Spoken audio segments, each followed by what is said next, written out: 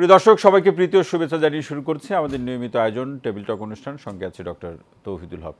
দর্শক, রাষ্ট্র সংস্কারের লক্ষ্যে এবং একই সাথে একটি গ্রহণযোগ্য নির্বাচন অনুষ্ঠিত করার জন্য যে আয়োজনগুলো বা সামগ্রিক যে প্রস্তুতির প্রয়োজন হয়, সেই প্রস্তুতিগুলো সম্পন্ন করার লক্ষ্যে ছাত্র শ্রমিক জনতার গণঅভ্যুত্থানের মধ্যে দিয়ে ডক্টর মোহাম্মদ ইউনূসের নেতৃত্বে অন্তর্বর্তীকালীন সরকার কাজ করছে।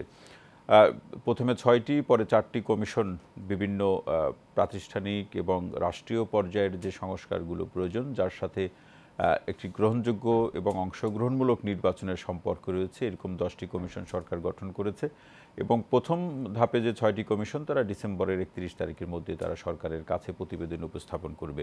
পাশাপাশি রাজনৈতিক দলগুলোর মধ্যে বর্তমান যে বাস্তবতা, দাবি দেওয়া কেন্দ্রিক বিষয়গুলোকে কেন্দ্র করে যে অস্থিরতা, ভাঙচুর, অগ্নিসংযোগের যে প্রসঙ্গ, বাজার পরিস্থিতি, আইনশৃঙ্খলা পরিস্থিতি আগের থেকে অনেক দূর অগ্রগতি হলেও পরিপূর্ণভাবে বা শতভাগ যে পরিস্থিতি স্বাভাবিক হয়নি, সেই প্রসঙ্গগুলো উল্লেখ করে এবং দেশি বিদেশি নানা ধরনের ষড়যন্ত্রের কথা রাজনৈতিক দলগুলো বিভিন্নভাবে এই প্রসঙ্গগুলো সরকারের কাছে উত্থাপন করে দ্রুত সময়ের মধ্যে নির্বাচনের কথা বলছে এবং বর্তমান পরিস্থিতিতে জাতীয় ঐক্যের কথাও রাজনৈতিক দলগুলো বলছে। এখন প্রশ্ন হচ্ছে যে সে ঐক্য কিভাবে হবে, সে ঐক্যের ধরন কেমন হবে, সেটি নিয়ে রাজনৈতিক দলগুলো, সাধারণ মানুষ, সরকারের মধ্যে থেকেও আমরা নানাভাবে সে আলোচনা শুনি। পাশাপাশি আগামী নির্বাচনটি গ্রহণযোগ্য করার লক্ষ্যে, অর্থাৎ যার ভোট সে দিবে এবং ভোট দেওয়ার বয়স হয়েছে এরকম কেউ ভোট দেওয়া থেকে বাদ থাকবে না, এরকম একটি বাস্তবতা বা বিষয়কে সামনে রেখেই আজকে নির্বাচন কমিশনের যে বক্তব্য, যে মার্চ মাসের 2 তারিখ তারা চলমান যে ভোটার তালিকা আছে সেটি উপস্থাপন করবেন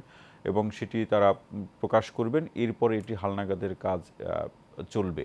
এই প্রসঙ্গগুলোতে যে ধরনের প্রস্তুতিগুলোর প্রয়োজন হয়, সেই বিষয়গুলো কত দ্রুত সময়ের মধ্যে সম্পন্ন হবে, মানুষের যারা নতুন করে ভোটার হবেন তাদের যে সহযোগিতা, রাজনৈতিক দলগুলোর পরামর্শ বা মন্তব্য, সেই বিষয়গুলোকে সামনে রেখেই আজকের আলোচনাটি করতে চাই। তারই প্রেক্ষাপটে আলোচনার শিরোনাম সংস্কার করেই কি নির্বাচন। আর এই বিষয়ে আলোচনা করার জন্য স্টুডিওতে উপস্থিত আছেন তিনি। তাকে নতুন করে পরিচয় করিয়ে দেওয়ার কিছু নাই, গণমাধ্যমের পরিচিত মুখ এবং ছাত্র জীবন থেকে তার যে ভূমিকা, নেতৃত্বের বিষয়গুলো সম্পর্কে সবাই অবগত, বিএনপি চেয়ারপারসনের সম্মানিত উপদেষ্টা হাবিবুর রহমান হাবিব। আপনাকে অনুষ্ঠানে স্বাগত জানাচ্ছি। দর্শক, এটিও আপনাদেরকে জানিয়ে রাখি, আরও একজন সম্মানিত আলোচক স্টুডিওতে উপস্থিত হবেন, তিনি উপস্থিত হলে তার সাথে পরিচয় এবং তার আলোচনা শুনবো। শুরুতে হাবিবুর রহমান হাবিব আসতেছে। আমরা নির্বাচন কমিশনের যে ঘোষণা, ভোটার তালিকার প্রসঙ্গে সেটি একটু পরে আসি। জাতীয় ঐক্যের কথা আপনাদের দল থেকে প্রস্তাব দেওয়া হলো সরকারকে, পাশাপাশি অন্যান্য দলগুলো থেকেও বলা হচ্ছে, সরকারের মধ্যে থেকেও নানাভাবে সহযোগিতার কথা বলা হচ্ছে। কিন্তু এইগুলো কি আসলে শুধু প্রস্তাব আকারেই থাকবে যে পরিস্থিতি নিয়ন্ত্রণের স্বার্থে, নাকি এর বাস্তবায়ন আমরা দেখতে পাবো? আপনাকে ধন্যবাদ। আপনার মাধ্যমে এশিয়ান টেলিভিশনের সম্মানিত দর্শক শ্রোতাদেরকে আমার সশ্রদ্ধ সালাম। বিজ্ঞ আলোচক যিনি আসবেন তার শুভকামনা করে আপনার সামনে কথা বলি, এইভাবে বলতে চাই। আসলে এখন মনে হচ্ছে এই আন্দোলন উত্তর সময় যে সরকার গঠন হলো, তখন একটা জাতীয় সরকার গঠন করার দরকার ছিল। সেই সময় সব দলগুলিকে নিয়ে এটা ভুল হয়ে গেছে, যে কারণে আজকে এই সমস্যাটা সৃষ্টি হচ্ছে এবং এখন প্রশ্ন বা এখন প্রস্তাব আসতেছে এই ধরনের। কিন্তু তখনই করলে কিন্তু আজকে এই ঝামেলাটা হতো না। এখন কথা হলো যে দেশে বর্তমান যে সরকার আছে, এই সরকারকে আমরা আন্দোলনকারী যে সমস্ত সংগঠনগুলি আছে, বৈষম্যবিরোধী ছাত্ররা থেকে শুরু করে সবাই আমরা এই সরকারকে সমর্থন করি এবং তার সফলতা কামনা করি। এবং আমাদের নেতা, বিশেষ করে দলের ভারপ্রাপ্ত চেয়ারম্যান তারেক রহমান পরিষ্কার করে বারবার বলছেন, এই সরকারের সফলতার মধ্যে দিয়ে আগামী দিন গণতন্ত্রের সুবাতাস বাংলাদেশে বইবে। কোনোভাবেই সরকারকে ব্যর্থ হতে দেওয়া যাবে না। সরকার ব্যর্থ হয়ে গণতন্ত্র এখানে ঝুঁকির মধ্যে পড়ে যাবে। তো সেই সব মিলিয়ে আমরা সরকারের পক্ষে সমর্থন দিয়ে আছি, কিন্তু এখন গভীর ষড়যন্ত্র হচ্ছে সরকারের বিরুদ্ধে, গভীর ষড়যন্ত্র। এখন চিন্তা করেন, এই যে আজকে আমার একটা অনুষ্ঠান আছে আপনার এতে, এরপর 9:30 পরে, জি, সেখানে আমার সাবজেক্টে দেওয়া হয়েছে ভারতের সীমান্তে জড় হচ্ছে তারা, যে বাংলাদেশে তারা ঢুকবে। এই বিশেষ করে কয়েকদিনের এদের এই ঘটনা, এবং প্রচণ্ডভাবে বাংলাদেশ বিরোধী প্রচারণা চলছে, বিশেষ করে আর বাংলা যেটা, এটা প্রচণ্ডভাবে আর বাংলার বাড়াবাড়ি একটু বেশি, খুবই বাড়াবাড়ি করতেছে এবং বলতে প্রতিদিন বাংলাদেশের হাজার হাজার নারী ধর্ষিত হচ্ছে, তাদেরকে অত্যাচার করা হচ্ছে, মেরে ফেলা হচ্ছে, সীমান্তে তারা জড়ো হচ্ছে, ভারতেরা ঢুকতে চাচ্ছে, বাংলা থাকতে পারছে না, এই যে মিথ্যাচার। কলকাতায় বাংলাদেশের উপ হাই কমিশনার অফিসের সামনে অফিসের পতাকা পোড়ানো হয়েছে, এটা যাতা ব্যাপার নাকি, কম বড় এই ব্যাপার না, পতাকা পোড়ানো অনেক গুরুত্বপূর্ণ, অনেক গুরুত্বপূর্ণ। পতাকা পোড়াতে পারে না তারা। এই যে অস্থিরতা তারা সৃষ্টি করতে চাচ্ছে দেশের ভিতরেও। আপনি দেখলেন চিটাং, নাম কি, চিন্ময়, ইসকনের যে ইনি ব্রহ্মচারী, হ্যাঁ ব্রহ্মচারী, অথচ তা সেই সংগঠন থেকে বহিষ্কৃত। তাকে ওখান থেকে নিতে 2 ঘন্টা সময় লেগেছে, সেই আপনার প্রিজন ভ্যানকে আটকে রেখেছে। অথচ বাংলাদেশের সবচেয়ে জনপ্রিয় নেত্রী দেশনেত্রী বেগম খালেদা জিয়াকে যখন মিথ্যা সাজা দেওয়া হলো, আজকে প্রমাণ হলো সে সাজা মিথ্যা ছিল। আমরা আধা ঘন্টা টিকতে পারি নাই, হাজার হাজার মানুষ ছিলাম আমরা, পুলিশ টিয়ার সেল মেরে গোলাগুলি করে, আপনার পিটায় লাঠি পিটায় করে গ্রেপ্তার করে আমার নিমিষের ভিতরে আমাদের শেষ করে দিল। আর এখানে তাকে 2 ঘন্টা লাগলো ওই রাস্তা পরিষ্কার করে। তার মানে কি? তার মানে সরকারের মধ্যে যারা এখনো আছে, যারা পরিচালনা করছে বা যারা এই সরকারের ব্যবস্থাপনার সাথে যারা জড়িত, আইন শৃঙ্খলা বাহিনীর সাথে যারা জড়িত, তার ভিতরে সরকারের ভূত আছে। এই ভূত তো সব জায়গাতেই আছে। এখন এই ভূত কি আসলে সরকার দেখতে পাচ্ছে না? এই ভূত সরকার দেখতে পাচ্ছে কিন্তু করতে পারছে না কিছু। চোখে দেখতেছে, করতে দিবে কাকে? আপনার কাপটা আমাকে দিল, আমার কাপটা আপনাকে দিল, পরিবর্তন তো এইটুকু। সবই তো তারা 1, 2, 3, 4, 5 স্তর তারা সাজিয়ে রেখেছে, পাবেনটা কোথায়? এখন এই যে পুলিশ প্রশাসনে আমরা কিছু লোক হয়তো আমরা যারা বিগত সরকার কর্তৃক খুবই তারা বঞ্চিত ছিল, বৈষম্যের শিকার ছিল, হয়তো এসপি থেকে রিটায়ারমেন্টে তাকে পাঠিয়ে দিয়েছিল, সে তো এখন আস্তে আস্তে এসপি জয়েন করে অ্যাডিশনাল ডিআইজি হয়েছে, ডিআইজি হচ্ছে। এগুলি এরকম সময় লাগবে, সময় লাগবে তো। এবং এগুলি তো ধরুন তারা হয়তো একদিন তার প্রমোশন ডিউ হয়েছিল, হয়তো অ্যাডিশনাল আইজি, কিন্তু এতদিন সে পারে নাই। এখন তাদেরকে প্রমোশন দিয়ে সামনে এগিয়ে নেওয়া হচ্ছে, কিন্তু মাঝখান তো কাজগুলি তো ওইভাবে হচ্ছে না, মাঠ লেভেলে তারাই আছে। তো এই জিনিসগুলি কিন্তু সাংঘাতিকভাবে যদি সরকার যদি এখানে অ্যাড্রেস না করে, তাহলে এটা ভয়ঙ্কর খারাপ দিকে নিয়ে যাবে।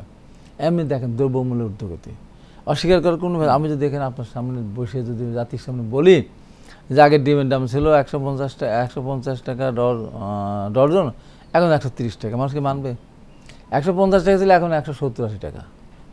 চাউলের দাম যা ছিল তার চেয়ে বেড়েছে, পেঁয়াজের দাম বেড়েছে, আলু একটা জিনিস কোল্ড স্টোর সিলগালা মারি দিতে পারে, থাক তোর কোল্ড স্টোর বন্ধ থাক, তোর আলু বিক্রি হবে না, 1 কেজি বিক্রি হবে না। আমি 25 টাকার আলু আমি কোল্ড স্টোরে কেন আজকে 70-80 টাকা বিক্রি করবো? ও আলু বের হবে না। সরকার সিদ্ধান্ত নেক না, সরকার তো আমরা সমর্থন করি। সেই সিদ্ধান্ত নিতে এটা হবে, আপনি পাচ্ছে না তো বলেছেন, সেই সিদ্ধান্ত নিতে সরকারের কোনো অসুবিধাটা কোথায়? অসুবিধা কোথায়? সরকার তো নিজস্ব সরকার থেকে নিজস্ব কোনো কিছু নাই তো।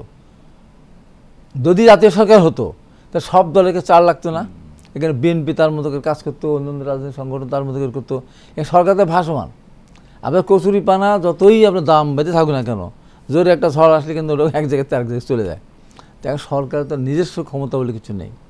ধর একটা রাজনৈতিক দলের ধরেন কিছু সমর্থক থাকে, বুদ্ধিজীবী থাকে, কিন্তু শিক্ষা এই থাকে, কিছু প্রশাসন লোকজন থাকে, তো তা নাই তো। তা আমরা সবাই মিলে সমর্থন করতেছি, কিন্তু সরকার কিছু কিছু ক্ষেত্রে সিদ্ধান্ত নেওয়ার ক্ষেত্রে তো রাজনৈতিক দলগুলোর সাথে কোনো সিদ্ধান্ত নিচ্ছে না। যেমন বিতর্কিত 2 দিন ধরে আপনার উপদেষ্টা নিয়োগ করলো, বৈষম্যবিরোধী ছাত্র আন্দোলন করে তারাও বললো, তারপরে কি? তারপরেও কি? তারপর তারা আছে, সরকার তো পরিবর্তন করলো না। তো এই যদি অবস্থা হতে থাকে, আমার জানার মধ্যে আমি অনেকগুলি জিনিস জানি যে এখন ওই জায়গাগুলিতে তারা সরাতে পারছে না। আমি একটা জায়গায় আজকে খেয়াল করে দেখলাম যে আগেও ছিল, এখনও আছে, বড় একটা জায়গা। তো এই লোকগুলি তো যখনই ভারতের ওই পার থেকে যখনই মানে তারা কলকাঠি নাড়তেছে, এবার তারা শক্তিশালী হচ্ছে। তারা মনে করতেছে যে এই কিছুদিন পরেই সরকার তো চলে যাবে, আমরা এবার আর পড়াশোনার মধ্যে আছে। কিন্তু বোকারা বুঝতেছে না যে এই বাংলাদেশের মানুষ জীবন দেবে, তো আওয়ামী লীগকে এখন রাষ্ট্রীয় ক্ষমতা যদি কেউ বসাতে চায়, সেটা কোনোভাবেই তারা মানবে না। বোকা এরা বুঝতেছে না। আর ভারতের, আপনি তো পররাষ্ট্রনীতির কথা তো বলতেই হবে, আশপাশে কোনো দেশে তার সাথে নেই, না পাকিস্তান, না শ্রীলঙ্কা, না মালদ্বীপ, দিল ধমক লাস্টে 55 কয়েকজন সেনা সদস্য বলে তোমার সেনা সদস্য সরাও। তো এ তো মানে কি বলবো, একটা পার্শ্ববর্তী একটা দেশ, কিন্তু বড় ভারতের একটা দেশ। পররাষ্ট্রমন্ত্রী তিনি কিন্তু আবার একটা 2-3 দিন আগে যে চিন্ময় কৃষ্ণ দাস গ্রেপ্তারের পরে তিনি বললেন যে সংসদে বাংলাদেশের প্রতি ভারতের কূটনৈতিক পর্যবেক্ষণ অব্যাহত আছে। এখন এই কূটনৈতিক পর্যবেক্ষণ দিয়ে আসলে তারা কি বোঝার চেষ্টা করছে বা কি বা তারা করবে, তাতে আমাদেরও বা কি আসা যায়? না, তারা তো শোনেন, এই সরকারকে এই এই চিন্তা করেন, ত্রিপুরার মুখ্যমন্ত্রী বলে বসল কি যে বাংলাদেশের সাথে আমরা করবো না। ভারত থেকে বলা হচ্ছে হিন্দু ভাইয়েরা তোমরা মিষ্টি বানাবে না, দই বানাবে না, তোমরা চুল কাটবে না, এসব বলা হচ্ছে। তো বয়কট করো। এখন যারা মিষ্টি বানাতে হয়, সে মিষ্টি না বানালে তার সংসার চলবে কি? সেটা তো তারা চিন্তা করতেছে না, সেটা তারা চিন্তা করছে না। তারা বলছে আমরা বাংলাদেশের মানুষকে ভিসা দেবো না, দিচ্ছে না ভিসা। তারা দু একটা হাসপাতাল বলতেছে বাংলাদেশ ট্রিটমেন্ট করবো না, যদি সেই হাসপাতালটার দুর্নাম আছে। সেদিন আমি একজন ছিলাম, ইন্ডিয়ান একজন ছিলেন ভদ্রলোক, ওই হাসপাতাল না যাওয়াটা ভালো আছে, তখন গেলে আর কেউ সব শ্মশানে চলে যায়, বাসায় কেউ যায় না, এই হলো অবস্থা। এরকম বলতে পারে একটা ব্যক্তি বা একটা দলকে কেন্দ্র করে, একটা ব্যক্তি বলবো যার বিরুদ্ধে আমি তো কয়েকদিন ধরে, আমার তো আল্লাহবাক মাথা ঠিক রেখেছেন, আমি যেহেতু খুব ধৈর্য ধরে আমি যেগুলো অবলোকন করি, এটা তো যে কোনো মানুষ চিন্তা করতে পাগল হয়ে যাবে। কিভাবে দুর্নীতিগুলো হয়েছে আপনি দেখেন তো, ব্যাংকগুলিকে কিভাবে শেষ করছে। 28 লাখ কোটি টাকা পাচার হয়েছে, যেটি আজকে যে শ্বেতপত্র সম্মানিত প্রধান উপদেষ্টার কাছে উপস্থাপন করলো, সেখানে আওয়ামী চোর, আওয়ামী ব্যবসায়ী, আওয়ামী লীগ যারা কাছে, তারা এই টাকাটা তারা চুরি করেছে। কোন জায়গায় আছে দেখেন তো, এক একটা এই কাপটার দাম 100 টাকা হতো, এই কাপটাতে 5000 টাকা যদি আপনি কেনেন, বলুন তো, আবার দাম ধরলেন 5000 টাকা, নিয়ে কি আনলেনই না, 10 টাকার কাছে 2টা নিয়ে আসছে, শুধু খাতা কলমে আছে, খাতা কলমে। এরা বহু কাজ করেছে, বড় বড় মেডিকেল ইকুইপমেন্ট, যার দাম 3 কোটি 4 কোটি, 3 কোটি টাকা, এমআরআই মেশিনের দাম 25 কোটি টাকা দিয়ে কিনছে, এরকম অনেক জায়গায় আমরা দেখেছি। আবার এরকম অভিযোগ আছে মেশিন কেনা হচ্ছে, তার কোনো ব্যবহার নেই। মেশিন কেনা হয়তো তাদের ব্যবহার নাই, মেশিন কেনা হয়নি, শুধু ওখানে ওই আছে, একটা বাক্স আছে, টাকা তুলে নিয়ে 3 বছর পরে ওটা তো টাকা নিচেই, 3 বছর পর তো মেনটেন্যান্স চার্জ দিতে হচ্ছে। এবং এই ডাক্তারও এই দেশে, মানে এটা আমি কি বলবো, মানে বিগত সরকার নিজে যদি চোর হয়, আরেকজনকে বলা যায়। আমার ওখানে স্বাধীনতা যুদ্ধের সময় আমার একজন মনে আছে, নাম বলবো না, ও চোরই ছিল। সে চোর, পরে কমিউনিস্ট পার্টি করতো, পকেটে এরকম স্বাধীনতা যুদ্ধ এরকম একটা চাকু, এই যে তাদের ভুজালি বলে আর কি, ভুজালে নিয়ে বলতেছে কোনো চোরকে রেহাই দেবো না। চোর নিজে বলতেছে কোনো চোরকে রেহাই দেবো না। তো আওয়ামী লীগ তো ব্যক্তিগত, আসলে তো তারা চোর, ভোট চোর, যত চোর আছে। আমি একদিন বক্তব্য দিয়েছিলাম 96 সালে কি 97 সালে, আর রাজশাহীতে, আর পাবনা টাউন হলে, আমি বিএনপিতে জয়েন করার পর, রুসলাম বকুল তখন ছিলেন। আমি বললাম যে বাংলাদেশের যিনি স্বরাষ্ট্রমন্ত্রী এবং টেলিকমিউনিকেশন মন্ত্রী ছিলেন মোহাম্মদ নাসিম, আমি এটা মহাচোর। ওই সময় আমাদের ক্ষমতায় মহাচোর, গরু চোরকে মানুষ ঘৃণা করে, ছাগলকে ঘৃণা করে, সিরিয়াল চোরকে ঘৃণা করে। সেই চোর, কোনো চোর যদি বাপের কাফনের কাপড় চুরি করে কবর থেকে, তার চেয়ে খারাপ চোর তার নাই। আমি তুলনা করেছিলাম তাই। তো তাই দেশটাকে কি করে দিয়েছে, চুরি করতে করতে সব চুরির চেয়ে এই বাপের কাফনের কাপড় কবর থেকে চুরি করাটা অন্যায়। এর চেয়ে বেশি অন্যায় মানুষের ভোটাধিকার কিনে নেওয়া। কোটি কোটি মানুষকে ভোট দিতে দেয়নি, লক্ষ লক্ষ মানুষ বিগত 9 সালের পর থেকে, লক্ষ লক্ষ মানুষ মারা গেছে পৃথিবীতে, যারা ভোটার হয়েছিল। এই জন্যে তারা একটা ভোট দিয়ে যেতে পারে না, যে একটা ভোটের আমার অধিকার, সেই কাজটা আওয়ামী লীগ করে গেছে। এখানে হবে, এখানে যেহেতু এই প্রসঙ্গটা আপনি উল্লেখ করলেন, আগামী নির্বাচন বা রাজনীতিতে আওয়ামী লীগের অবস্থাটা কি থাকবে, সেটা নিয়েও কিন্তু নানা ধরনের তর্ক বিতর্ক। রাজনৈতিক দলগুলো এক হতে পারছে না কেন? এক হতে পারছে না, শুনুন, আওয়ামী লীগের ব্যাপার আমার খুব পরিষ্কার বক্তব্য, যে আওয়ামী লীগ যে অপকর্ম করেছে, মানে আওয়ামী লীগের চুরি করতে শুধু আমি বলতাম যে আচ্ছা ঠিক আছে, চুরি চামারি করছে, ঠিক হয়ে যাবে। আওয়ামী লীগ মানুষের ভোটার দিকে চুরি করার পাশাপাশি আপনার একজন রিটার্নিং অফিসার, তার যোগ্যতা কি, তার পদবি কি, ডিসি, একজন প্রিজাইডিং অফিসার, মিনিমাম একটা কলেজের প্রিন্সিপাল, হাই স্কুল হেডমাস্টার বা এই জাতীয় ব্যাংকের একটা ভালো পর্দা আছে, এই লোককে যখন 100% ভোট কাস্ট দেখানোর বাধ্য করে তার কাছ থেকে যখন সিগনেচার নিয়েছে, সেই প্রিজাইডিং অফিসার যত খারাপ মানুষ হোক না, তার আত্মাটাকে খেপেছে, 100% ভোট তো কাস্ট হতে পারে না, আমাকে দিয়ে জোর করে সিগনেচার করে নিচ্ছে। হয় এটা 0 ভোট, 2 ভোট, 1 ভোটকে বিরোধী দলকে দিয়েছে। এই যে প্রত্যেকটা মানুষকে প্রত্যেক মানুষ চরিত্র নষ্ট করে দিয়েছে। এসপি বলেন, ডিসি বলেন, ইউনো বলেন, আপনার ওসি বলেন, যেই বলেন না কেন, এই অপকর্মের সাথে সব জড়িত। তো আপনার 18 নির্বাচনে 2014 যারা সালের আওয়ামী থেকে লীগের শুরু করে প্রার্থী 18 সালের নির্বাচনে লাখ ভোট পেয়ে জয়ী হয়েছে এবং আপনারা বিএনপি যে প্রার্থী ছিলেন তারা ভোট পেয়েছে 4000 5000। তার আগের বারে 14 2014 সাল 2008 সালের কথা, 14 আমরা করি নাই। 2008 সালে বিএনপি, 2007 সালে বিএনপি প্রার্থী ভোট পেয়েছিল 1 লাখ, আওয়ামী লীগ ভোট পেয়েছিল 80,000। 2008 সালের ভোটে গিয়ে আমরা বিএনপি ভোট পেল 1,05,000, আর আওয়ামী লীগের ভোট 80,000তে পেলে 1,10,000। বিএনপির ভোট কিন্তু কমে নাই, 1 লাখের থেকে 1,05,000 হয়েছে। আর সেই 14 সালের নির্বাচন যখন উপনির্বাচন সিটি কর্পোরেশন নির্বাচন, সব নির্বাচন কিন্তু বিএনপি জয়লাভ করেছে। এমনকি উপজেলা নির্বাচনেও প্রথম 2-3 ধাপ সব জিতেছে। সেই মানুষগুলো 14 সালে আমরা ইলেকশন করলাম না, তারপর উপজেলা আমাদের এই পরিস্থিতি। 18 সালের নির্বাচনে গিয়ে যে প্রার্থী 1,05,000 ভোট পেয়ে হেরে গেছিল বা 1 লাখ ভোট পেয়ে জিতেছিল 2001 সালে, সেই প্রার্থী ভোট পেয়েছে 3,000, 4,000, 5,000। এটা কি হয়? এই যে অপকর্ম তারা করেছে, এবং এই অপকর্ম করানোর সাথে জড়িত কারা? আপনার প্রাইমারি স্কুলের শিক্ষক, হাই স্কুলের শিক্ষকদের প্রত্যেকটা সেক্টরের মানুষকে নীতিহীন বানিয়েছে। আমি অনেক দিন এজন্য বলেছি, অনেক এসপি সাহেব তার বাসায় গিয়ে তার ছেলেকে ধমক দিতে পারে নাই, বলেছে তুমি তো ভোট কেটে দিয়ে আসছো, কিসের ধমক দাও? ডিসি তার ওয়াইফকেও ধমক দিতে পারে নাই, এ কিসের কথা বলো তুমি? ভোট হলো না, মানুষ ভোট সেন্টারে গেল না, তোমরা এত % ভোট দেখিয়ে তোমরা দিয়ে দিলে মানুষের ভোটের দিকে কেড়ে নিতে, কিসের ধমক দাও তুমি? কিসের নীতি করো? প্রত্যেকটা মানুষকে অসহায় করে ফেলেছে, নৈতিকতাহীন করে দিয়েছে।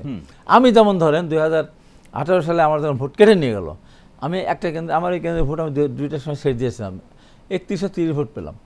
অথচ তার আমার আর একটা সেন্টারে আমার দেখেন ভোট 3000 সালে ভোট পেলাম 200 কতটা, 2টা সেন্টারের পাশাপাশি ভোট 9 ভোট কত কিছু সেখানে 2 ভোট 0 ভোট এভাবে ভোট হয়। আমি ওই 18 সালে যখন ওই এমপি মারা যাওয়ার পরে উপনির্বাচন হলো, তখন নির্বাচন কমিশনার, প্রধান নির্বাচন কমিশনের সামনে প্রধান নির্বাচন কমিশনার, ওখানকার এসি রফিকুল ইসলাম নাকি রফিকুল আলম, তারপর ডিসি পরিবর্তন হয়ে গেছে, আরেকজন আসছে। তাই আমি বললাম নির্বাচন কমিশনকে, বললাম আমাকে অনেক প্রোটোকল দিয়েছে, মানে আমি যে বলেছিলাম রাতের বেলায় ব্যালট পেপার সরকারের কাছে, প্রিজাইডিং অফিসারের কাছে বা দলীয় নেতাদের কাছে, প্রশাসনের কাছে নিরাপদ না, ভোটটা হতে হবে সকাল 9টা থেকে ব্যালট পেপার যেতে হবে। আমি বললাম যে আমি কথা বলাতে প্রধান নির্বাচন কমিশনকে বললাম যে আপনি এই কাজটা করেছেন, আপনি ধন্যবাদ, তবে আপনি ভোটটা সুষ্ঠু করতে পারবেন না। বলে কেন? এই যে আপনি এসপি সাহেব যদি বলেন যে ভোট সুষ্ঠু হবে তাহলে হবে, আপনার কোনো ক্ষমতা নেই। এসপি সাহেব বললেন, আমি বললাম এই এসপি সাহেব নাম ধরে বললাম, ওনার সামনে বললাম, আওয়ামী লীগের তখন ক্ষমতায়, আওয়ামী লীগের এমপি প্রার্থী ওখানে উপস্থিত ছিলেন। আমি বললাম এই এসপি সাহেব সব ভোট কেটে দিয়েছে। আমার সাথে কন্ট্যাক্ট দূর থেকে, উনি জানেন সেটা, যে আমার ঈশ্বরদীপ 35টা কেন্দ্রে কাটবে, আটঘরিয়া 25টা কেন্দ্রে, 2টা নির্বাচন উপজেলা নিয়ে আমার 40% ভোট কাটবে। আমাকে একজন প্রস্তাব দিল তাদেরই দলের একজন, আমি বললাম আমি রাজি। আমি জানি যে 40% ভোট কাটে মোট 60টা কেন্দ্রে, আরও আমার 69টা কেন্দ্রে থাকবে, তাতে আমি ভোট পাবো 80%। আর এখানে তো যা পাবো ওই কনফিডেন্স হলো, আমি এখানে ভোট পেয়ে আমি 20-30 হাজার ভোটে জিতবো। আমি বললাম কী করলেন? এভাবে বললাম, রাত্রে সব ভোট কেটে নিয়েছেন না? তখন উনি প্রধান নির্বাচন কমিশন বলছে, হ্যাঁ গতবার কাটছে, এবার আর কাটবো না, এবার আর কাটবো না। এই হলো বাস্তবতা।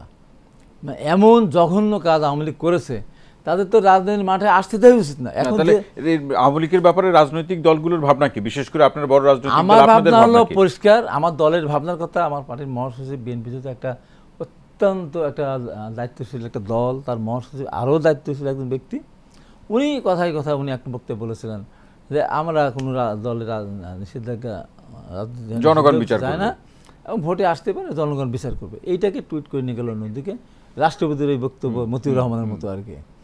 এটা করে একদম বিএনপির বিরুদ্ধে মনে হচ্ছে যে রাস্তায় নেমে গেল। আসলে বিষয়টা কি? আসলে বিষয়টা হলো যে সরকার করুক, এই সরকার তো আমাদের সমর্থিত সরকার বলুক, অন্য অন্য রাজনৈতিক বলুক, বৈষম্য ছাত্র, আমার ব্যক্তিগত আমি দিয়েই দিচ্ছি, সেটা হলো আওয়ামী লীগকে রাজনৈতিকভাবে নিষিদ্ধ ঘোষণা করা হোক।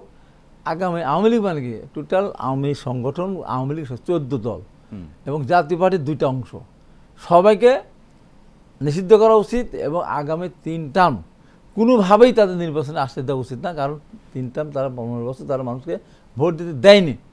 এখন এই সিদ্ধান্তটা যদি আপনার সরকার বলে দেয়, সরকার পক্ষ থেকে বলে দেয়, যেমন উপদেষ্টা আসিফ নজরুল সাহেব অনেক ক্ষমতাশালী উপদেষ্টা, উনি একদিন বলে ফেলেছেন 1 মাসের মাথায় যে আওয়ামী লীগকে নির্বাচনে আসতে দেওয়া উচিত, সাগর সাহেব বলেছিলেন, এবং তাদের ভোট কেন্দ্রে যাওয়া উচিত। আমি তো বললাম, নাম ধরে বললাম, আপনি বলতে পারেন না, কবরের মাটি শুকায় না, রক্তের গন্ধ এখন আমাদের নাকে লাগে, এত তার এখন হাসপাতালে একটু কাতরাচ্ছে, প্রতিদিন শহীদদের তালিকা বড় হচ্ছে, লম্বা হচ্ছে, এটা বলতে পারে না। তার 5-7 দিন পরে উনি বললেন, ওনার মন্ত্রণালয় যে 10 বছর আওয়ামী লীগকে নির্বাচনে আসতে না দেওয়া উচিত, বললেন না? এখন সরকার সিদ্ধান্ত নিক যে আওয়ামী লীগ নিষিদ্ধ করা হলো, আওয়ামী লীগের সাথে এই তাদের এই সুবিধাভোগী যারা, এবং তারা আগামী 15 বছর 3টা টার্ম নির্বাচন করতে পারবে না। তখন যদি বিএনপি বলে যে না, এই সিদ্ধান্ত সঠিক না, আমরা কারোর পক্ষে না, আমরা কারোর, মানে আপনি বলছেন যে ব্যবস্থা সরকারকে নিতে হবে, ব্যবস্থা সরকার নিক, তখন যদি আমরা বলি, তখন যদি আমার দল বলে, তখন যদি মহাসচিব, বিএনপি মহাসচিব বলেন যে না, এই সিদ্ধান্তের সাথে আমরা একমত না, রাজনীতি করতে আওয়ামী লীগকে দেওয়া উচিত, নির্বাচনে আসতে দেওয়া উচিত, তখন আপনি আমার বিরুদ্ধে মিছিল করেন, তখন আমার বিরুদ্ধে প্রতিবাদ করেন, তা আগ পর্যন্ত আমাদেরকে আপনার আঙুল উঠাবেন না। একটা বিরতিতে যাব, এক প্রশ্নটি রেখে যায় যে এই বিতর্ক চলছে যে রাজনৈতিক দলগুলো বলছে দ্রুত সংস্কার শেষ করে নির্বাচনের ব্যবস্থা করতে, এবং এই জুলাই গণঅভ্যুত্থানের মধ্য দিয়ে যারা নেতৃত্ব দিয়েছে সেই শিক্ষার্থীদের প্ল্যাটফর্ম বা শিক্ষার্থীরা বলছে যে আসলে শুধু নির্বাচনের জন্যই এই গণঅভ্যুত্থান হয়নি, সংস্কার, মৌলিক যে সংস্কারগুলো সেগুলো শেষ করেই নির্বাচন হবে। এই প্রসঙ্গ নিয়ে আমরা এখনো বিতর্ক দেখছি। আমার বক্তব্য খুব পরিষ্কার যে একটা সংস্কার নির্দিষ্ট কিছু করার পর একটা যৌক্তিক সময় নির্বাচন দেওয়া উচিত। বিএনপি নির্বাচন চায়, বিভিন্ন রাজনৈতিক দলগুলি ঘুরে ফিরে বলে বিএনপি শুধু নির্বাচন চায়, শুধু নির্বাচন চায়, শুধু নির্বাচন চায়। আর বাবা, বিএনপি তো 17.5 বছর ধরে তার নির্বাচনে চেয়ে আসতেছে, সুষ্ঠু নির্বাচন। এই নির্বাচন চাইতে গিয়ে বিএনপির হাজার হাজার কর্মী আহত হয়েছে, শত শত মারা গেছে, লক্ষ লক্ষ কর্মীরা জেলখানায় গিয়েছে, ইলেকট্রিক শক খেয়েছে। তো বিএনপি নির্বাচন বলবে না, নির্বাচনের সমস্যা। আজকে অনেকে বেশি করে বলতে চায় নির্বাচনের জন্যই কি আন্দোলন করেছে নাকি? আন্দোলন তো নির্বাচনের জন্য আন্দোলন তারা করেনি, সরকার পরিবর্তনের জন্য তো তারা আন্দোলন করে নাই, রাষ্ট্র সংস্কার করার জন্য তারা আন্দোলন করে নাই। বলছে হাবিব ভাই যে এক দফার ঘোষণা তাদের মধ্যে থেকে এসেছে। এক দফার ঘোষণা আমরা তো 17 বছর ধরে এক দফা করে আসতেছি, 17 বছর ধরে এক দফা আন্দোলন করে, বারবার জেলে গেছি, বারবার আহত হয়েছি। এক দফার আন্দোলন আমরা করেছি। 2018 সালে যে বৈষম্য বিরোধী, তখন ছাত্ররা তখন ছিল হলো কোটা সংস্কার আন্দোলন। কোটা সংস্কার আন্দোলনে যৌক্তিক কথা শোনেন, কোটা সংস্কার আন্দোলনের সময় যদি আওয়ামী লীগ অহমিকা না দেখিয়ে 5%, 7%, 10% যদি কোটা রেখে যদি সংস্কার করে দিত, তাহলে এই যে দুর্নীতি যখন বের হচ্ছিল একটা এটা ঢাকার জন্য কোটা আবার ফিরিয়ে আনা লাগতো না। মানে এই প্রসঙ্গ নতুন করে আর আসতো না। তো কোটা যদি ফিরে না নিয়ে আসতো, তো ছাত্রকে মাঠে নামতো। তাদেরকে কোনোদিন তোমার মধ্যে ছিল যে আমরা রাষ্ট্র সংস্কার করব, আমরা এইগুলি করব? তারা কি বলেছে? তাদের তো দাবিই ছিল একটা, ধরেন প্রথম দিনে যদি কোটা মেনে নিত, মানে ওই সরকার যখন এরা কোটা ফিরে নিয়ে আসলো, প্রথম দিনে বলতো যে না, কোটা যে অবস্থা ছিল সে অবস্থা মানে থাকতো। ওরা প্রথম দিনে যদি বলতো, ওই সংক্ষিপ্ত রায় ওটা দিয়ে 1 মাস না ঝুলে যদি প্রথম দিন বলে দিত যে 7% সংস্কার কোটা রেখে যদি সংস্কার করে দিত, তাহলে তারা মাঠে থাকতো মাঠে তারা থাকতো না। তার দরকার নেই তোটা, তারা তো আন্দোলন করে নাই, তারা সরকার পরিবর্তন আন্দোলন করে নাই, তারা বিনা ভোটে নির্বাচিত সরকারের বিরুদ্ধে কথা বলে নাই, তারা ঘূর্ণিঝড়, বন্যা, বিভিন্ন সময় যে মানুষের জীবনের যে দুর্গতি নেমে এসেছে, সেই সময় তো তারা ছাত্র, তাদের তো মাঠে আসার কথা না, তারা আসে নাই, স্বাভাবিক কারণে তারা আসে নাই। এখন কোটা দিয়ে আন্দোলন যখন শুরু হলো, সমস্ত মানুষ যারা নির্যাতিত ছিল, নিপীড়িত ছিল, তারা দ্রব্যমূল্যের কষাঘাতে যখন তারা অসহায় ছিল, আমাদের বহু গাড়িতে আমরা চড়ি, আমরা উবারে চড়ি, পাঠাতে চড়ি, টেম্পুতে চড়ি, রিক্সায় চড়ি, বিভিন্ন জায়গায় যখন যায়, কি বলে প্রশ্ন করলে বলে ভাই বিএনপি করে এলাকায় থাকতে হবে না। ওর তো দরকার ছিল এলাকায় যাওয়া, যে কারণে কোটা যখন আন্দোলন শুরু হয়েছে, ওর কোটা দিয়ে ও কী করবে? ওতে এই কোটা সেই কোটা না আম পাড়বে, সেই কোটা ওর দরকারটা কি? ওর দরকার ছিল এই কোটাকে কেন্দ্র করে এই সরকার পরিবর্তন হলে আমি বাড়ি যেতে পারবো। ওই রিক্সালা টেম্পোলা মনে করছে যে এই সরকার লুট করতেছে, এই সরকার সিন্ডিকেট করে দ্রব্যমূল্য বৃদ্ধি করেছে, এই সরকার পরিবর্তন হলে আমি সস্তা চাল ডাল কিনতে পারবো। ওই ইয়ে মনে করেছে, মেয়েরা মনে করেছে যে এই যদি শ্রমিক মনে করেছে তাহলে আমার বেতনটা বাড়বে, আমি ন্যায্য। এই কারণে সব মানুষ এক জায়গায় এসে সরকার পাপ করছিল, সরকার পাপের প্রায়শ্চিত্ত করতে জন্য চলে গেছে। এখানে কারোর ভাবনা, কেউ যদি বলতে অমুক মাস্টার মাইন্ড আমরা এতদিন আগে সিদ্ধান্ত নিয়েছি সরকারের পতন ঘটাবো, তারপর আমরা এইটা করবো, সেটা একেবারে টোটালি এটা না। জি, হাবিবুর রহমান হাবিব, অসংখ্য ধন্যবাদ। দর্শক, যেটি শুরুতেই বলে রাখা যে আরও একজন সম্মানিত আলোচক, গণমাধ্যমে প্রিয় মুখ, তিনি আমাদের সঙ্গে স্টুডিওতে উপস্থিত হয়েছেন, বাংলাদেশের কমিউনিস্ট পার্টি সিপিবি সম্মানিত সাধারণ সম্পাদক রুহিন হোসেন প্রিন্স। আপনাকে অনুষ্ঠানে স্বাগত জানাচ্ছি। যে আলোচনাটি আমরা করছিলাম হাবিবের সাথে প্রিন্স ভাই, সেটি হচ্ছে এই বিতর্কটি এখনও চলছে, সংস্কার আগে না নির্বাচন আগে। আবার বলা হচ্ছে যে সংস্কার এবং নির্বাচনী প্রস্তুতি একই সাথে চলতে পারে। শিক্ষার্থীদের যে প্ল্যাটফর্ম, জাতীয় নাগরিক কমিটি, বৈষম্য বিরোধী ছাত্র আন্দোলনের যে প্ল্যাটফর্ম, তাদের কেউ কেউ বলছেন যে শুধু নির্বাচনের জন্য এই গণঅভ্যুত্থান হয়নি। কি ভাবছেন? ধন্যবাদ। আমি প্রথমে দুঃখ প্রকাশ করছি, মানে দেরিতে আমার ব্যক্তিগত কারণে না, একটা ভয়াবহ যানজটের কারণে। এবং এটাও একটা, আমি শব্দটা উচ্চারণ করলাম এই জন্যে যে এই সামান্য জায়গায় এসে একেবারেই অব্যবস্থাপনার জন্য এই ঘটনাটা ঘটল। সুতরাং আমি যে ইন্ডিকেটরগুলো সোসাইটির, আমি হাবিব ভাইয়ের কিছু কথা শুনছিলাম, তো সেইটারও জায়গাটা কিন্তু আমরা দেখতে পাচ্ছি যখন কথা বলছি। তো যাই হোক, আমার কাছে মনে হয় এই যে প্রসঙ্গটা, সংস্কার আগে না নির্বাচন আগে, যেদের কথা বলা হচ্ছে, আমি খুবই মানে কি বলবো, একটু ক্ষোভের সাথেই কথাটা বলছি, কারণ হাবিবের কথা একটু শুনছিলাম। তো আপনার মনে আছে যে রেজিমকে আমরা পরাজিত করলাম দীর্ঘদিনের সংগ্রাম করে এবং রক্তক্ষয়ী সংগ্রামের মধ্যে, তিনি আমাদের একটা জিনিস গিলাইতে চাইছিলেন, মনে আছে কি? উন্নয়ন। আগে উন্নয়ন, হ্যাঁ, আর গণতন্ত্র কম হলেও চলবে, এরকম একটা বিতর্ক। হ্যাঁ, প্রথমে ফার্স্ট হচ্ছে উন্নয়ন, তার জন্য গণতন্ত্র দরকার নাই, নির্বাচনটা হচ্ছে মুখোশী হবে এবং দীর্ঘদিন ক্ষমতায় থাকবে। আরেকটা কথা বলছিল, সেটা হচ্ছিল যে উন্নয়নকে ঠিকমতো পরিচালনা করার জন্য ক্ষমতার ধারাবাহিকতা রক্ষা করতে হবে, মানে যারা ক্ষমতায় আছে তাদের রক্ষা করতে হবে। দুইটা কথা। দ্বিতীয়টা আমরা আগে এত কম হয়তো এই আলোচনার এজেন্ডা ছিল না, বলতাম না। তাহলে এখন বরঞ্চ দিন যত যাচ্ছে, অলরেডি 3.5 মাস চলে গেল, কোনো আলামত দেখতে পাচ্ছি না যে জিনিসপত্রের দাম কমানোর কোনো কিছু হলো। এত সংস্কার করা, আজকে একটা প্রোগ্রাম ছিল, সেখানে আমি বলতে বাধ্য হয়েছি, আপনার তো প্রথমে ছিল বাজার ব্যবস্থা সংস্কার করা, কই? তা তো কিছুই তো করতেছেন না। আমি কালকে দেখলাম জনৈক উপদেষ্টা নাকি, আমি পত্রিকায় পড়লাম যে তিনি যে হুমকি ধামকি দিচ্ছেন চট্টগ্রামে। আরে হুমকি ধামকি তো পরের ব্যাপার, বাজার ব্যবস্থার সংস্কারটাই তো করার দরকার ছিল। আমি ধন্যবাদ জানাই যে দেখলাম সরকার যে বলছে প্রিন্স ভাই যে ব্যবস্থা নিচ্ছে, তাহলে সেই ব্যবস্থাগুলো শেষ করি। ব্যবস্থা কি গোড়ার ডিম নেবে? ব্যবস্থা রাখেন।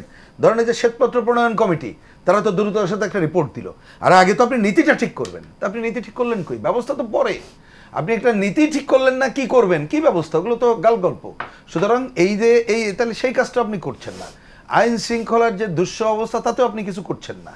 তাহলে এ কি নতুন গল্প কি শুরু করলেন ওইটার মতো, যে আমি সোকল ভালো ভালো কাজ করব, তার জন্য সংস্কার করতে হবে, তার জন্যে যারা ক্ষমতায় আছে তাদের ধারাবাহিকতা রক্ষা করতে হবে?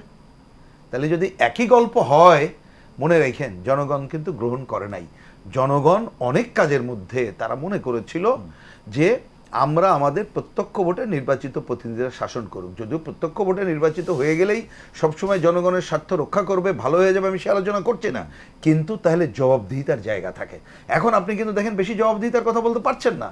আমরা তো বলতে বাধ্য হচ্ছে, এত সংকটের পরে আমরা বলছি যেহেতু গণঅভ্যুত্থানের গঠিত সরকার, আমরা তার প্রতি আমাদের সমর্থন রাখছি। তা কিন্তু ওই যে বললাম, আপনি তো সংস্কারের আগে তো আপনি কতগুলো নীতি নেবেন, যে এই নীতি আমি নিলাম, এটা বাস্তবায়ন করতে চাই, তখন পানিশমেন্টের কথা বলবেন আপনি। তার আগে না নিয়ে আপনি যদি পুরনো ধারাবাহিকতা রক্ষা করতে চান, পুরনো ধারাবাহিকতা রক্ষা করে এদের তো পানিশমেন্ট দিতে হবে। পুরাতন ধারাবাহিকতা রক্ষা হচ্ছে কার স্বার্থে? সহজ কথা, আমি বাজার নিয়ে যেহেতু কথা উঠলো বলে দিই। 1 নম্বর, বাজার যদি করতে চান, ধরেন একটা সিন্ডিকেটের কথা বলা হয়, সিন্ডিকেট তাহলে ভাঙছে না কেন? কার স্বার্থে? তাহলে যারা ক্ষমতায় আছে তারা এখন ব্যবসায়ীদের স্বার্থ রক্ষা করছে না জনগণের স্বার্থ রক্ষা করছে? এই প্রশ্ন আমি দেশবাসীর কাছে রেখে গেলাম। তাহলে কার স্বার্থ রক্ষা হলো? রক্ষা তো আমি দেখছি জনগণের স্বার্থ রক্ষা হলো না। উৎপাদন ব্যয় বেড়ে যায়, সার, বীজ, কীটনাশক, তার দাম তো দিন দিন বেড়ে যাচ্ছে। আলু নিয়ে যে সংকট, আপনি মাঠে খোঁজ নেন, আলুর চাষিরা যখন যে দামে বিক্রি করেছে, আপনি আমাদের চাষিরা আজকেও যে কথা হয়েছে, ওইখান থেকে 35 টাকার বেশি আপনার কি বলে ওইটাকে কোল্ড স্টোরেজ থেকে বের হওয়ার কথা না। আজকে একজন মার্কেটে বলল, ভাই আমি 70 টাকা করে, দোকানদার 70 টাকা কিনে আসছি, আপনি বলেন আপনার কাছে আমি কয় টাকা আপনি আমার লাভ দেবেন? দ্বিগুণেরও বেশি। তাহলে আপনি এই জায়গাটাতে হাত দিতে পারছেন না, তাহলে দিলেন না কেন? তাহলে আগের জায়গা থেকে পার্থক্য কি থাকলো?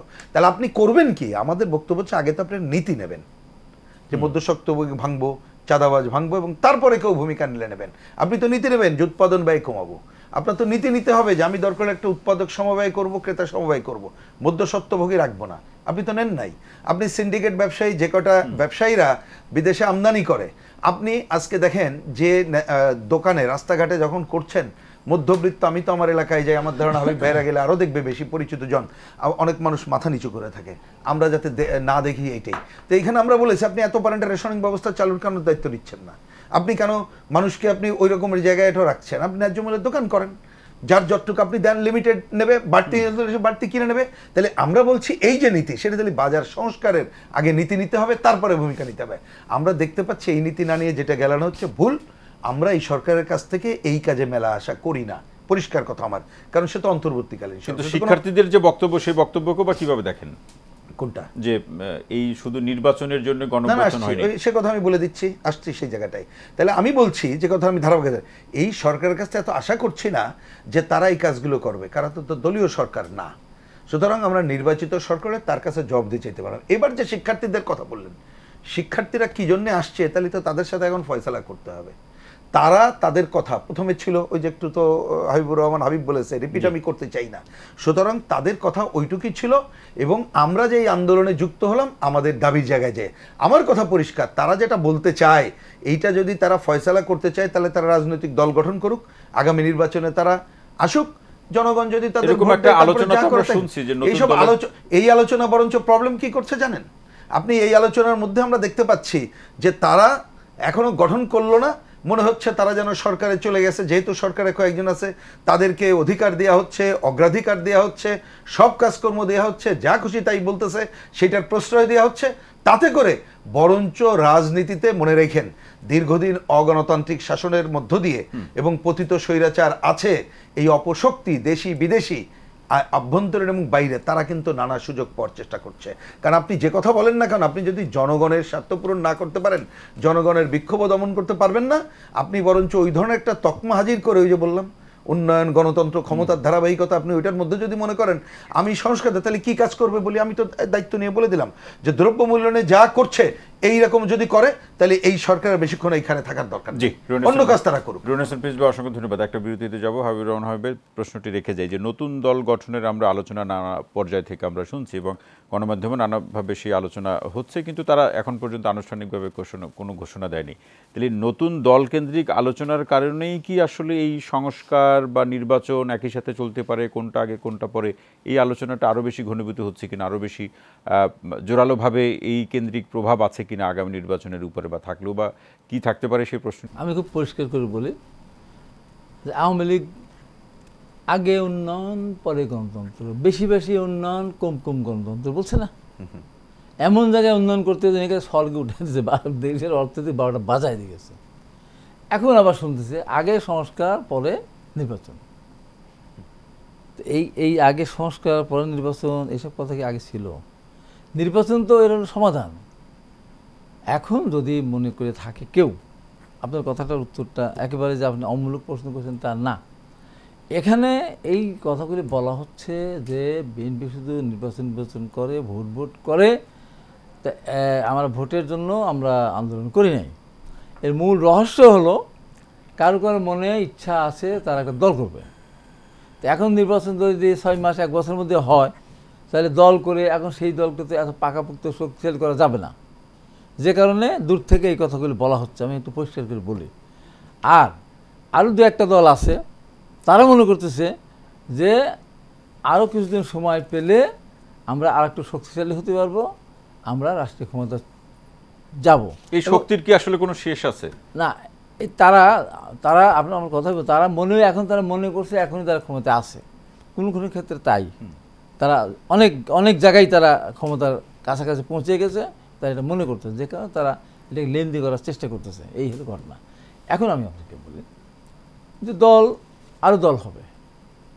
এই যে যারা এগুলি বলতেছেন, এর বাইরে কিন্তু আরও দল হবে, সেই বিভিন্ন দল হবে, সেই একটা না একাধিক দল হবে। আমি যেটা স্পষ্ট দেখতে পাচ্ছি, তো আরও দল হবে, নতুন নতুন দল হবে নির্বাচনের আগেই, খুব সহজাই এরকম হবে। আর কারোর ইচ্ছা আছে যে দলটা গঠন করে নিয়ে শক্তিশালী করে তারপর নির্বাচনটা নিয়ে আসবো, তার মানে এই জন্য সংস্কারের বুলি করে সামনে আসতেছে। কিন্তু রহিম হোসেন প্রিন্স যেটা বললেন, আপনার দ্রব্যমূল্যের ঊর্ধ্বগতি, আইন শৃঙ্খলার অবনতি, একজন করার ব্যক্তি, একজন ব্যাংক ডাকাত, লুটেরা, বিদেশে টাকা পাচার, একজনকে গ্রেপ্তার করে নেই, একজনকেও না। এটা কি ছেলে খেলা? ঢাকা শহরে গিজ গিজ করতেছে আওয়ামী লীগের এমপি, বিভিন্ন সন্ত্রাসী, চাঁদাবাজ, ধান্দাবাজ, খুনি করতেছে না? আওয়ামী লীগের তো কয়েকশো মানুষকে আওয়ামী লীগ নিজেরা খুন করছে, যুবলীগ ছাত্র খুন করেছে না? তারা ঘুরে বেড়াচ্ছে, কয়টা গ্রেপ্তার হচ্ছে? গ্রেপ্তার তো হচ্ছে না। কেন হচ্ছে না? এগুলি করতে হবে না, দৃশ্য দেখাবেন না। আপনি এখানে প্রত্যেক দিন আপনার আজকে গার্মেন্টস শ্রমিকেরা বিদ্রোহ করে, কালকে করে আরেক গ্রুপ, পরশুদিন করে আরেক গ্রুপ, এগুলো পরিকল্পিতভাবে হচ্ছে এবং নতুন করে যে সংকটটা সৃষ্টি হচ্ছে এই যে ইসকনকে নিয়ে, এইসব মিলায়ে এই সাথে যদি আমরা পা দেই, আমরা যদি নিজেদের ভিতরে অনৈক্য সৃষ্টি করি, আমরা যদি কেউ কাউকে প্রতিপক্ষ মনে করি যে অমুকেরা এইটা করতেছে, অমুকের আমরা দালালি করতেছে, তারা ভোট তাড়াতাড়ি চাচ্ছে, এই সমস্ত নিয়ে যদি বিভেদ আমরা সৃষ্টি করি, সবচেয়ে ক্ষতিগ্রস্ত হবে কারা? আমাদের কিছু আসে যায় না। আমরা ইলেকট্রিক শক খেতে খেতে আমাদের শরীর পুপ, মায়ের খেতে খেতে আমার হাড্ডি শক্ত হয়ে গেছে, জেলে থাকতে থাকতে ওটা কারাগার মনে হয়, ওটা আমার সেকেন্ড হোম মনে হয়। হ্যাঁ, মিছিল করতে করতে আমাদের পাগুলি এখন শক্ত হয়ে গেছে। কিন্তু যদি ব্যত্যয় ঘটে, নিজেদের ভিতরে এই সমস্ত অনৈক্য সৃষ্টি করে, ইলেকট্রিক শক জীবনে খান নাই, পুলিশের বাড়িও খান নাই, জেলেও থাকেন নাই, কত কঠিন পরিস্থিতির সৃষ্টি হবে এটা মাথার ভিতরে রাখতে হবে। আবেগ দিয়ে সব কিছু করা যাবে না। অবশ্যই সংবিধান সংশোধন নিয়ে, অন্যান্য বিষয় নিয়ে যত তাড়াহুড়া করেন না কেন, আগে নির্বাচনের রোডম্যাপ তৈরি করেন, নির্বাচন সংস্কার করেন, দ্রব্যমূল্য সিন্ডিকেট ভাঙার ব্যবস্থা করেন, স্কুল কলেজে লেখাপড়ার পরিবেশটা তৈরি করেন। আপনি অটো প্রমোশন দিয়ে দিবেন আর আপনি বলবেন যে আপনি সব কিছু, কিসের অটো প্রমোশন দিলেন আপনি? আজকে কোনো ব্যবস্থা আছে? আজকে ছাত্ররা লেখাপড়া শেষ করে তারা আজকে লেখাপড়া বিশ্ববিদ্যালয় ঠিকমতো না, আগে কলেজে ঠিকমতো না, যে বিভিন্ন জায়গায় তার রাস্তা নেমে পড়েছে। এই লক্ষণটাকে ভালো? আমরা তো 90 সালে আন্দোলন করেছিলাম, আমরা তো জাতীয় বীর ছিলাম, যা বলতাম তাই হতো, তাই করেছি আমরা আমাদের দায়িত্ব বুঝে দিয়ে আমরা চলে এসেছি। আমরা বলি নাই একজন উপদেষ্টা বানান, একজন উপদেষ্টা আমাদেরকে বানান, অথবা আমাদের বিনা বিরুদ্ধে নির্বাচিত করেন, আমরা বলি নাই দায়িত্ব। ৭১ মহান মুক্তিযুদ্ধের পরেও তো কেউ বল নাই যে আমরা রাষ্ট্রে কোনো থাকতেছি। অসংখ্য ধন্যবাদ। আসতে চাই দুটি বিষয়, একটা কলকাতা এবং আগরতলায় যে বাংলাদেশের উপ হাই কমিশনের সামনে পতাকা পোড়ানো এবং যে অস্থিরতা সৃষ্টি বা আন্দোলন যেটি হয়েছে, এটিকে আসলে আমাদের সংস্কার, নির্বাচন বা বাংলাদেশের সাথে ভারতের যে সম্পর্ক, সেটি আগামী দিনে কতটা প্রভাব বিস্তার করবে? এবং অনেকেই বলছেন যে এগুলো আগামী দিনের সম্পর্কটা কেমন হবে তার কিছু দৃষ্টান্ত কিন্তু এগুলো না, একটা দুইটাই গ্রহণযোগ্য না। আমি বুয়েটে ভারতীয় পতাকা পায়ে মোড়াবো, এটা গ্রহণযোগ্য না। আবার ভারতে বাংলাদেশের পতাকা নিয়ে এই ধরনের করবে, এটা মোটেই গ্রহণযোগ্য না। বরঞ্চ যে আলোচনা আমরা করছি সেটা আসি যে এই সংকট কেন তৈরি হবে, আমি কেন করবো, এটা গণঅভ্যুত্থানের পরে কাঙ্ক্ষিত না। আমাকে যদি বলেন, ধরেন বোঝার জন্য বলি, দল গঠন, আপনি যদি চান দল গঠন তো আমার সংবিধান অনুযায়ী যে কেউ করতে পারে, কিন্তু সরকারের ছত্রছায়ায় যদি কেউ কিংস পার্টি করতে চায়, যদি মনে করে যে আগামীতে তাকে যে কোনোভাবে নির্বাচিত করে নিয়ে আসবো, এখন থেকে আগে লোক খুঁজি, বিভিন্ন দল ভাঙাই, অতীত দিনে যা ঘটছে এগুলো আমাদের উপমহাদেশে চলে, বাংলাদেশেও আগে আমরা দেখেছি, আগে নিয়ে আসি, যখন আমি বুঝবো নিজের মতো করে করতে পারবো তখনই আমি ইলেকশন দেব। এই ফাঁদে পা দেওয়া মানে হচ্ছে ওই যে আমি আগের পার্টি বলে গেছি, আমাদের মধ্যে নানা অপশক্তি আছে, তারা সুযোগ নেবে। এখন ধরেন ভারতের সাথে আমাদের তো দীর্ঘদিনের নানা সংকট ঝুলে আছে, আমরা তার সমাধান চাই।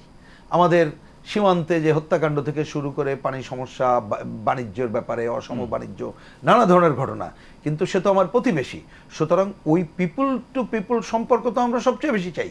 কিন্তু এইবার দেখতে পাচ্ছি সেই পিপুলস টু পিপুল সম্পর্কও কিন্তু অবনতির জায়গায় চলে যাচ্ছে। সেইটার জন্যে, এবং এমনকি দেখছি ভারতের কতগুলো মিডিয়া তারা অতিরঞ্জিতও কাজ করছে। কিন্তু আমরা এই যে পুরো সংকটটা দূর করার জন্য এক একটা সময় এক একটা কাজ থাকে। ধরুন যে সংকট যখন আন্দোলন হচ্ছিল, একটা পর্যায়ে কিন্তু ডিমান্ড করছিল শেখ হাসিনা দ্রুত পদত্যাগ করে একটা সবার সাথে রাজনৈতিক আলোচনা করে যে সমাধানের দিকে জায়গায় যাবে, না হলে একটা ভয়াবহ পরিণতি ভোগ করতে হবে। হলো তাই, সে চাইলো, হত্যাযজ্ঞ করে ক্ষমতায় থাকতে ফেল করলো। তা বাংলাদেশে আমরা একটা গণঅভ্যুত্থানের পরে আমরা প্রথম দিকেও যখন বলছিলাম যে প্রয়োজনীয় সংস্কার করে নির্বাচন দাও, আমরা কিন্তু আমাদের রাজনৈতিক বুঝ থেকে বলছিলাম।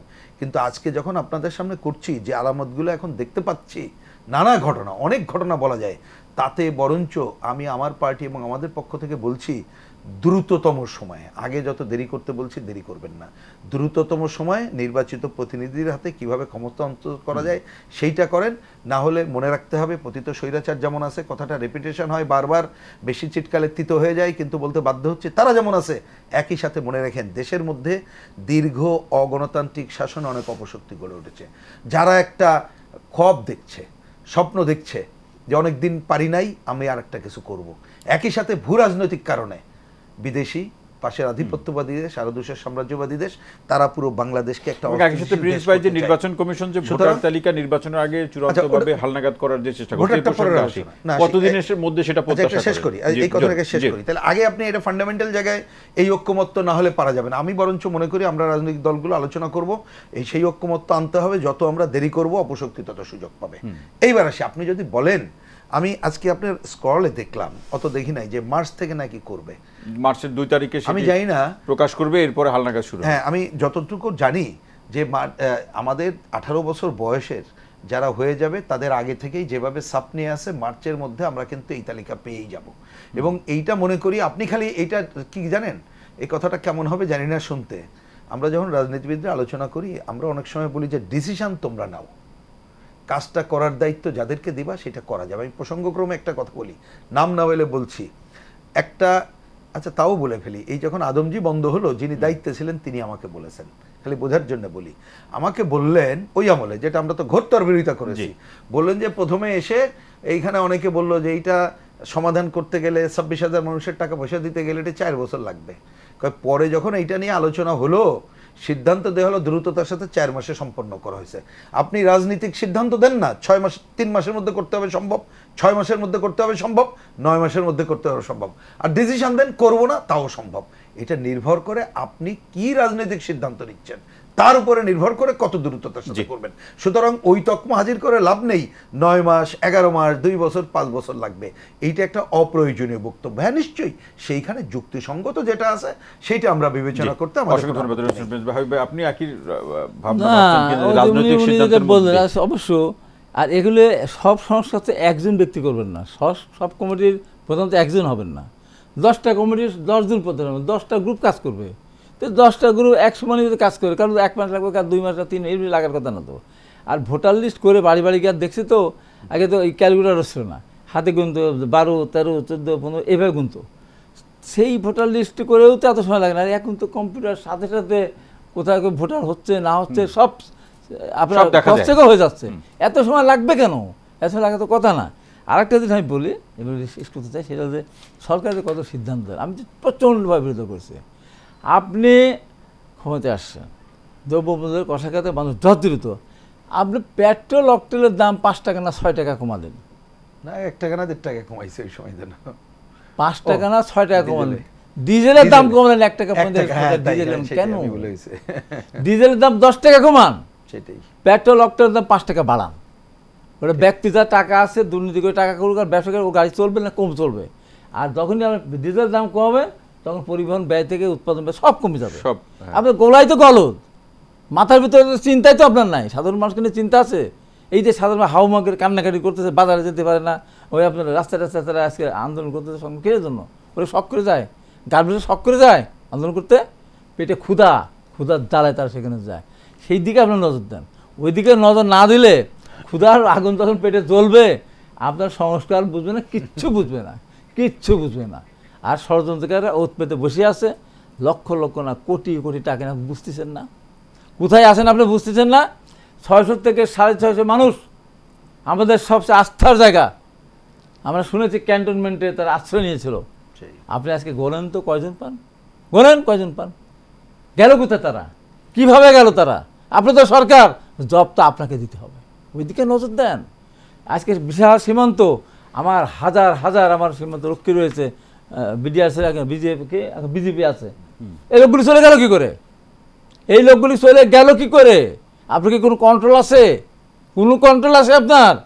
এই জব কিন্তু দিতে হবে, এই জবাব একদম দিতে হবে মানুষের কাছে। এই লোকগুলি কোথায় গেল? এরা দুর্নীতিবাজ, এরা ব্যাংক টাকা আত্মসাৎ করে টাকা চুরি করেছে, এরা মানুষ খুন করেছে। কেন গেল?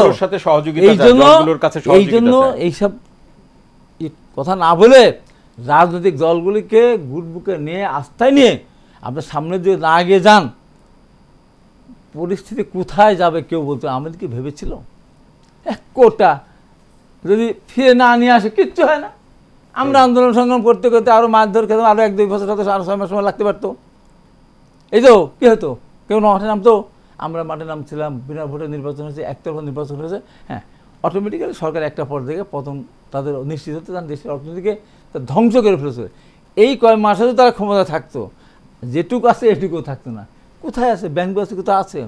যেখানে সরকার বাংলাদেশ ব্যাংকের রিজার্ভের টাকা চুরি হয়ে যাওয়ার পর, আমি একটা উদাহরণ দিয়েছিলাম, আতিউর রহমান তখন গরিব মানুষের সন্তান, আতিউর রহমান মেধাবী, আল্লাহ তাকে মেধা দিয়েছিল। আপনি চিন্তা করতে পারেন, আপনার মা মারা গেছে, আপনার মার লাশ আপনি ঘরের ভিতর রেখে তালা বন্ধ করে আপনি কি দেখতে যাবেন, থিয়েটার দেখতে যাবেন, গান বাজনা শুনতে যাবেন, বিয়ে খেতে যাবেন কারোর? যাবেন না। ঠিক তার চেয়ে বড় অপরাধ, আপনার বাংলাদেশ ব্যাংক থেকে 800 কোটি টাকা রিজার্ভ থেকে চুরি হয়ে গেছে। আপনি জানেন, জেনে শুনে আপনি ভারত থেকে বইমেলা উদ্বোধন করতেছেন, আপনাদের ধিক্কার জানান, করেছে না? তো এই আওয়ামী লীগ যে ধ্বংস করে দিয়েছে, আজকে সব মাথার ভিতরে রেখে কিন্তু আপনার সামনে চলতে হবে। শেষ লাইন কি বলবেন? শেষ লাইন আমি বলবো, ষড়যন্ত্র অনেক হবে, তারপরেও আমরা মনে করব শত শত শহীদ রক্তের বিনিময়ে যে অর্জন আমরা করেছি, এটা আমরা সফল করবো ইনশাআল্লাহ।